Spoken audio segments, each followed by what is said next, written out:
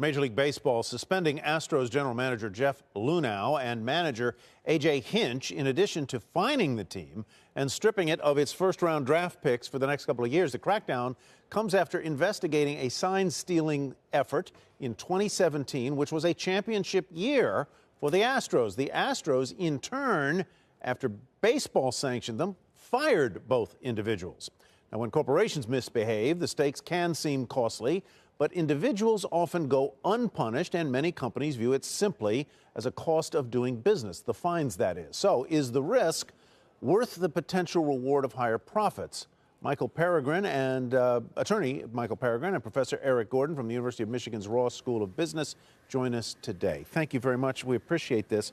Michael, let me begin by asking you, did the punishment here fit the crime, or should the punishment have gone deeper into the ranks of the Houston Astros organization, down to and including players who were apparently involved in it? That's the open question here, but clearly the punishment is aimed at the people most responsible for what was perceived as the fraud or malfeasance. Major League Baseball clearly pointed the blame to the senior executive officers, and that's where corporate fraud enforcement goes. Where does the buck stop? In this situation, it stopped at the general manager, the CEO, and the field manager.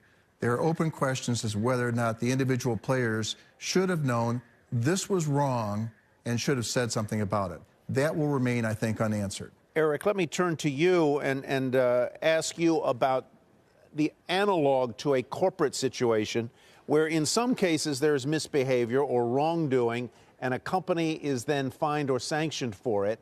They pay a fine, they neither admit or deny guilt, they move on, and often the fine is only a fraction of the amount of profit they made from whatever the malfeasance was. Is this a case like that, or is this one different? Yeah, I think this one is different. And in the corporate world, yeah, they give up their donut money for a year or something. Here's the difference, Tyler. Corporate CEOs seem to be cleverer than baseball CEOs. Corporate CEOs are somewhat like mafia dons. The mafia don never pulls the trigger, is never there with the gun. He hires somebody who does it. Corporate CEOs have the same setup. The wrongdoing is usually done a layer or two below them. The CEO insulates him or herself from it and says, wait a minute, I had no idea. You know, the thing about this is, though, Michael, is that let's look at Boeing. And I'm not going to pick on Dennis Muhlenberg directly, but here's the thing. He leaves under all the controversy. He gets $60 million. Now, people say it's not a golden parachute. That's deferred compensation. It was owed to him. Okay, it's owed to him because he had a contract.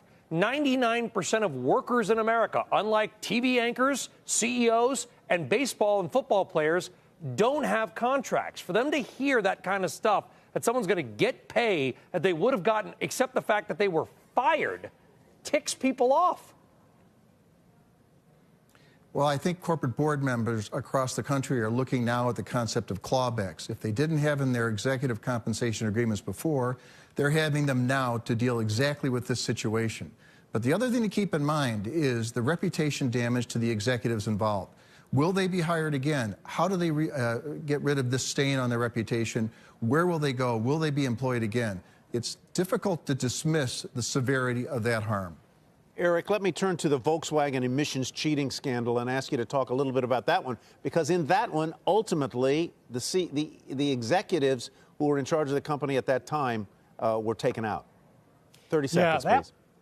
Yeah, that one was one where they actually did go after the individuals. Mm-hmm. There was evidence that there was no way this could be happening without that CEO knowing what was going on. So when you really have very strong evidence that there's just no way the CEO didn't know, then they go.